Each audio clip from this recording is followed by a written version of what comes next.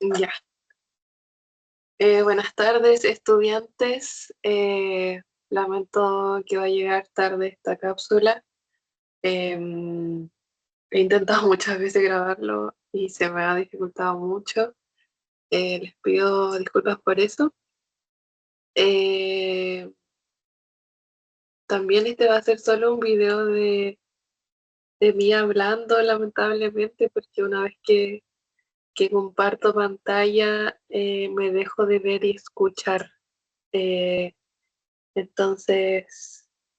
Nada, voy a hacer la clase así nomás. Yo estoy mirando desde mi computador eh, el PPT, voy a ver si es que se los puedo mostrar. Eh, Igual lo voy a dejar subido para que ahí lo vayan viendo en paralelo. Pero de momento esto es la única forma que he encontrado para poder subirles algo este día y que no nos quedemos sin una clase. Eh, Eso, entonces vamos a comenzar.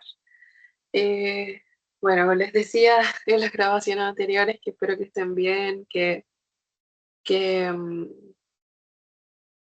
que me imagino que debe ser chocante tener este tipo de noticias por la cual no tenemos esta clase presencial. Así que espero que también lo podamos como ir reflexionando, que no pasemos por encima de esto como algo natural. Eh, em, Y eso, como a raíz de que este ramo se habla, o sea, hablamos sobre los fenómenos sociales, yo creo que sería bueno también tomar eso como una discusión. Ya, y ahora de lleno, en la clase de hoy le voy a tratar de ser lo más concreta posible, ya que es fome como estar solamente yo aquí hablando y por supuesto que debe ser fome para usted escucharlo así, sin ningún otro recurso eh, visual. Entonces vamos a hablar sobre la psicología social y del trabajo. Bueno, aquí en la primera lámina del PPT, ustedes lo ven ahí, hay diferentes imágenes que aparecen eh, cuando uno busca,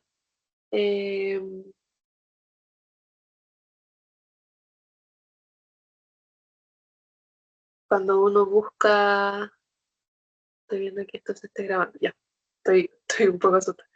Eh, ya cuando uno busca trabajadores, en cualquier buscador, yo aquí ocupé Pinterest, aparecen trabajadores en una fábrica haciendo este trabajo repetitivo, fordista, todos los trabajadores son hombres, también aparecieron muchas fotos de obreros eh, con sus palas ahí en las manos, ¿cierto? Pero por supuesto que también intencioné buscar otro tipo de imágenes de trabajadoras, eh, trabajadoras del trabajo doméstico que se desempeñan en el hogar, trabajadores y trabajadoras que eh, trabajan la tierra y otros trabajos que no son tan reconocidos, bueno, los que mencioné últimamente, o sea, al final. Y también, por ejemplo, este carrito del caballero que está empujando un carro con recolección de basura, por lo que parece ser, que son trabajos que no son tan reconocidos. Eh, lo puse ahí porque creo que representa un poco como la línea de que vamos a seguir en la asignatura, en donde vamos a ir viendo cómo existe una realidad muy sesgada de lo que se consigue en este caso como trabajo, desde la psicología social clásica que vendría representando como esta imagen solo de hombres en una industria, y otras perspectivas que sí son más pluralistas y complejas que van a ir incorporando la noción del trabajo en el hogar, van a ir reconociendo el trabajo que hacen las mujeres en el hogar, el trabajo este que no es tan común, eso, otras perspectivas nos van a dar esa mirada. Entonces, ya de lleno, eh, bueno, la siguiente diapositiva dice por qué hablar de psicología social. Y bueno, la psicología social busca explicar los fenómenos sociales y cómo estos afectan en los procesos personales, y es la psicología social nuestra primera unidad porque nos va a dar el marco conceptual para poder hacer el análisis y la crítica a este modelo que propone la psicología clásica y que tiene unos cimientos como bien rígidos y sólidos en base a la corriente positivista, ¿cierto? Que es esta corriente eh, más antigua, podríamos decir, y también eh, basada específicamente en un modelo científico, objetivable, eh, en donde el saber se da experimentando con una realidad sin que el observador, o en este caso psicólogo o investigador, sea parte de esa realidad, lo cual nosotros podemos criticar, ¿cierto? Porque al menos mi concepción es que uno como investigador o como profesional dentro de un campo de acción siempre va a tener, va a estar teñido de una subjetividad eh, a la hora de intervenir. Uno no puede suponer que las acciones que uno hace son neutras, y esa es una de las críticas que se le hace a la psicología social. Bueno, la idea es que podamos analizar y reflexionar sobre cómo estos métodos de producción del saber eh, pueden ir cambiando desde otras perspectivas. Y desde estos análisis podemos dar por identificada cuál es nuestra posición desde la cual hablamos, cuál es nuestro lugar de habla, ahí linkeándolo con la clase anterior. Eh, que por cierto, eh, tanto para mí como para la Lucía, eh, nuestro lugar de habla es crítico, contextual y situado, que ahora vamos a ver es totalmente distinto a lo que en esos años se suponía desde la psicología social clásica. Bueno, ¿y cuáles son las principales corrientes de la psicología social clásica? Hay un montón, se especializan de acuerdo a distintas temáticas. Se habla mucho del trabajo, el trabajo es un fenómeno social que nos atraviesa a todos, es muy determinante a la hora de modos de vida que podemos tener, a la hora de un reconocimiento social que nos puede brindar, y por supuesto de cuál es esa moneda de cambio, ¿cierto? En dinero, en capital, y cómo eso nos va a permitir acceder o no a ciertos derechos. Lamentablemente, muchos de los derechos que tenemos están mercantilizados. Eh, entonces, bueno, tiene mucho que ver el trabajo dentro de los fenómenos sociales. Otra cuestión es el ámbito educacional, las formas y modos de aprendizaje, eso se estudia mucho en la psicología. Hay mucho de eso que también se ocupa en terapia ocupacional, el conductismo, el cognitivismo, em, entre otras. Em, bueno, ahí ponía que una de las características principales de la psicología clásica comienza con la idea de ser científico, ¿cierto? Como tener esta lógica de experimentar con la realidad para hacer válido tu conocimiento, ¿ya? Eh, y ahí, en base a los intereses, acorde a la época, el trabajo, las lógicas de poder, son muy interesantes en ese momento de estudio. Y bueno, hay dos esferas, que es la psicología clásica, que es la que vamos a hablar hoy día, y la psicología comunitaria, que es la que vamos a hablar la próxima semana. Ahí vamos a pasar a la siguiente diapositiva. Si escuchan niños, bueno, es mi barrio, está habitado por niños, y a esta hora están a jugar después del colegio. Eh, bueno, el contexto histórico de la psicología social clásica surge a finales del siglo XIX y a principios del siglo XX. El contexto de ese momento es cuando comienza la Segunda Guerra Mundial y se empieza a expandir el fascismo.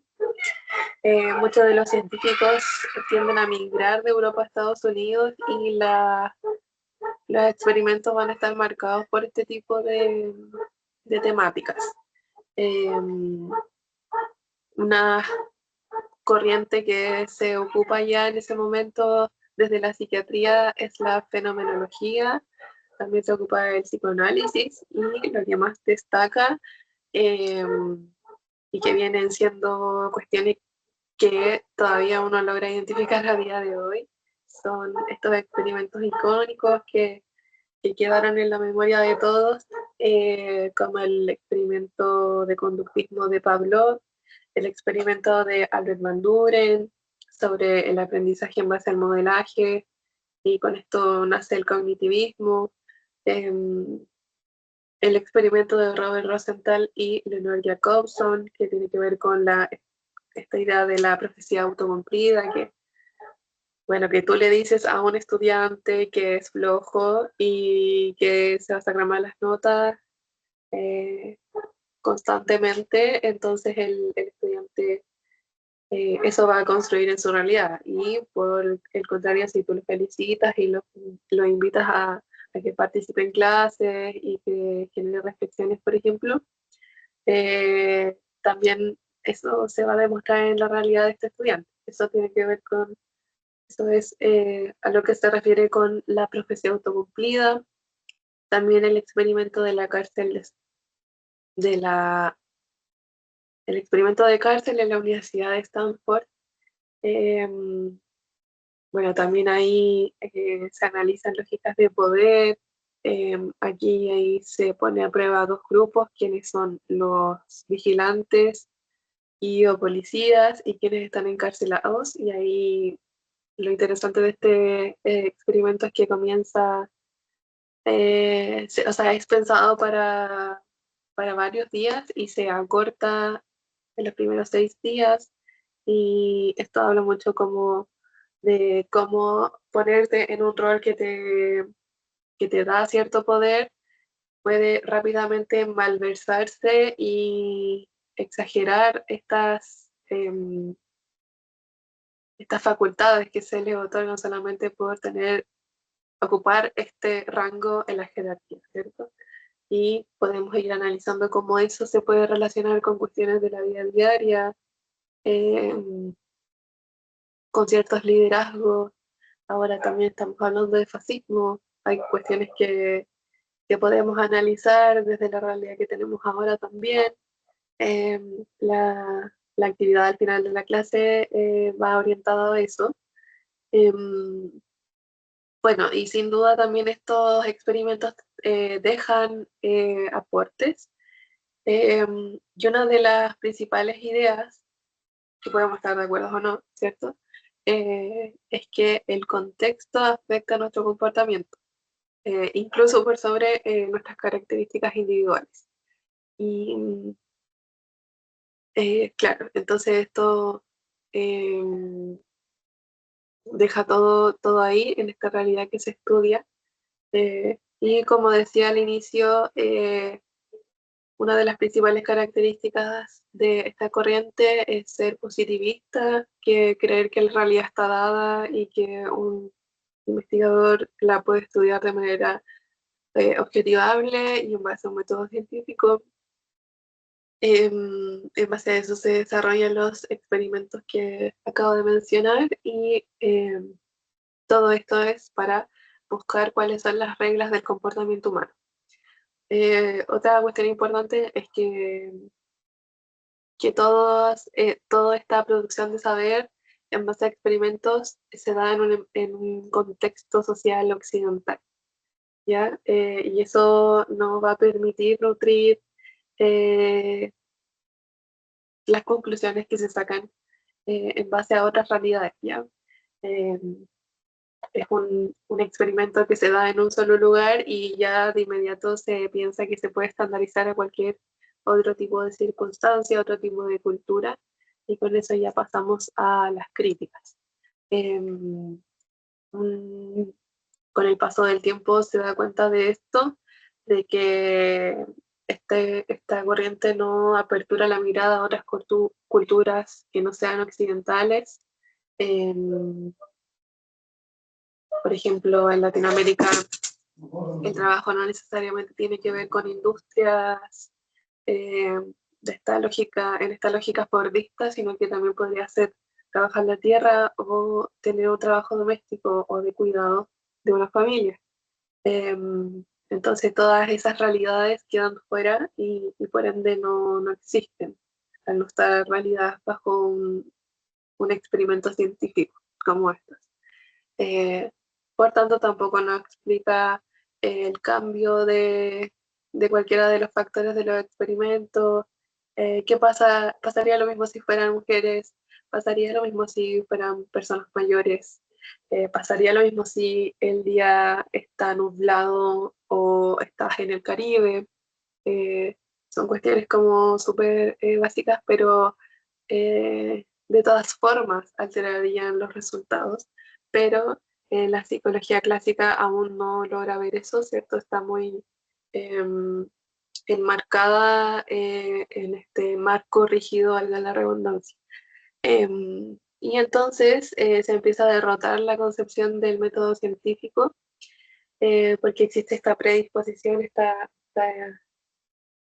premisa de que el método científico te va a acercar a un saber que es el verdadero, el real. Y mientras más objetivo y metódico y estandarizado y neutro, más me voy a acercar a esa verdad. Pero ya se empieza como a derribar esa creencia. Ya. Y he ido bastante rápido y creo que aún así he hablado harto. Eh, bueno, y en relación a la actividad, ¿ya? Eh, Dejamos en este PowerPoint links de diferentes experimentos que son los más conocidos. Eh, Ahí dejé unos extractos de YouTube, son cortitos. Eh, Les recomiendo igual que busquen los nombres de los científicos y el experimento que tiene cada uno en TikTok. Ahí es importante igual usar las herramientas que tenemos a la mano para seguir profundizando en estos temas. La calidad y la resolución de los videos puede ser mucho mejor que las que está puesta ahí en los links. Eh, la idea es que los vean todos para que lo podamos discutir, para que podamos conversar la próxima clase, ya que esta clase se da de esta forma. Eh, y una cuestión que ahora estoy mirando, no la mencioné, es la ética. Todos estos experimentos no se podrían dar a día de hoy. Ahora cualquier tipo de procedimiento de investigación hay que generar un consentimiento informado, la persona tiene que saber que, por ejemplo, está siendo grabada en una entrevista, que las fotos que le van a tomar y que o sea, puede decir que no quiere que le tomen fotos y uno tiene que resguardar eso. Son cuestiones éticas que aparecen muchísimo después. Y eso también es importante analizar. Ya, y como última parte, em, hablando de la actividad sumativa, ¿cierto? La actividad va a ser la primera actividad de todas las actividades sumativas que vamos a tener de ahora en adelante en las clases. Estas van a sumar el 10% al final del curso. Es importante que las hagan más allá de la nota para poder reflexionar y que tengamos una devolución de lo que van pensando, para eh, cachar más o menos si entienden o cómo vamos entendiendo los conceptos. Eh, y aquí se solicita, ¿cierto?, que elijan uno de los experimentos y expliquen en base a diferentes preguntas. Las primeras dos preguntas son como para criticar al experimento que elijan. Eh, y la primera dice, ¿qué queda fuera de estos experimentos al medir la realidad de forma objetiva? ¿Qué relaciones de poder se establecen entre investigador y participante? Y también reconociendo cierto el aporte que este experimento generó y que también se puede ver replicado a día de hoy, qué fenómenos actuales se podrían estudiar con esta lógica, con la lógica del experimento que ustedes eligen. ¿Ya? Y como decía, esta es la primera nota eh, de esta ronda de notas sumativas. Lo que se espera siempre es que se haga un análisis y una reflexión. Súper importante que traigan a la conversación cuestiones que vean ustedes en su cotidianidad, que han visto y vivido en base a su experiencia. Y nada, eso, la idea es que hagan la actividad de forma grupal como lo veníamos haciendo en las clases pasadas y la próxima semana va a ser lo primero que conversemos para luego pasar a la psicología comunitaria que es donde eh, nosotros nos posicionamos o tenemos mayor cercanía más que la psicología clásica, que de igual forma hay que estudiarla y entender por qué se critica en el fondo. Eh, Eso. Espero que esto se escuche, espero que esto se pueda lograr subir. Cualquier cosa a los canales mediante la encargada, podemos ir conversando y eso. Nos vemos la próxima semana.